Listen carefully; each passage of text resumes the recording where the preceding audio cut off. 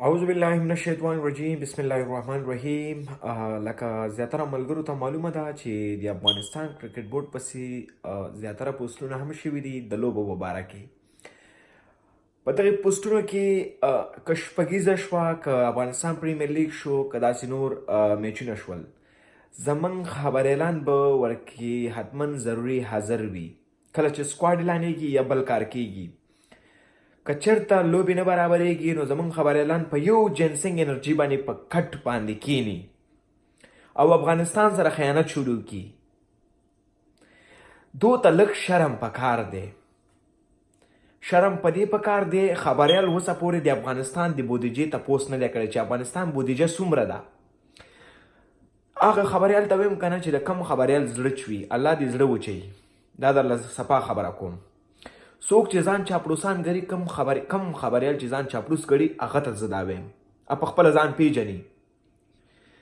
یو خبر درله کوم، ایمل پسرلی په لندن کې ناست دی، اواز نه اوچتوي. دا صرف په جعفر خان باندې نه کیږي چې جعفر خان غریب یوازې یو کس دی چې هغه اواز اوچت کړی دی. دا په متیو العابد هم کیږي، دا په پسرلی هم کیږي، دا په هر یو خبریال باندې کیږي کوم چې افغانستان کې هم دي.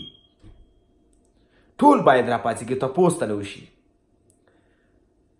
اول تاسو که د میچونو تپوس نه کوئ، تاسو د افغانستان د بودیجې تپوس وکئ. افغانستان بودیجه څومره ده؟ دا کمې لوبې چې اوس تېرې شوي ویسټ انډیز سره او دا نورې دا 2018 کې برابرې شوي دي. دا فرحان یوسفزي نه دي برابرې کړي، دا په 2018 کې برابرې شوي دي.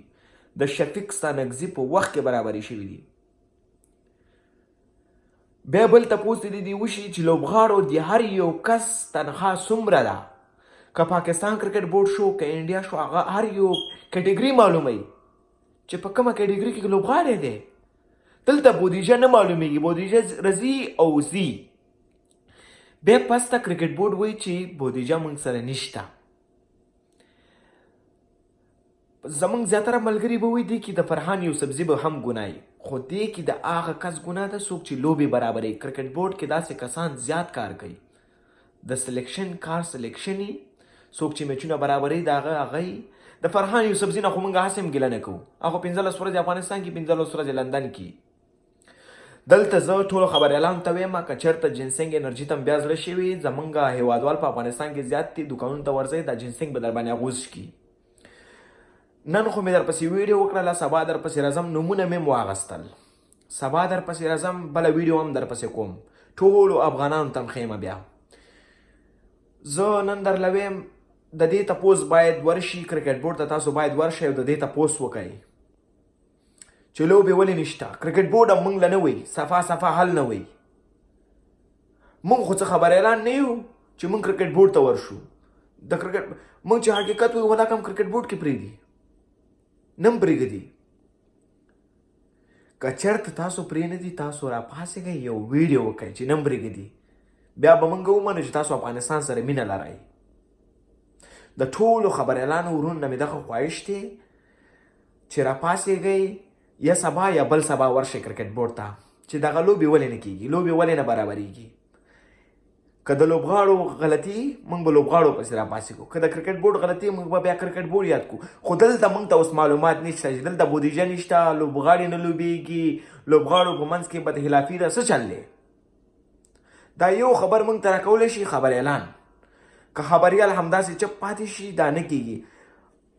زه متیو العابد ورور نه دغه خواهش کوم چې کله پرون د سپتمبر او اکتوبر کې کله هغه ویډیو وروته، عکسونه وروتل، تا اوله شیر کړل،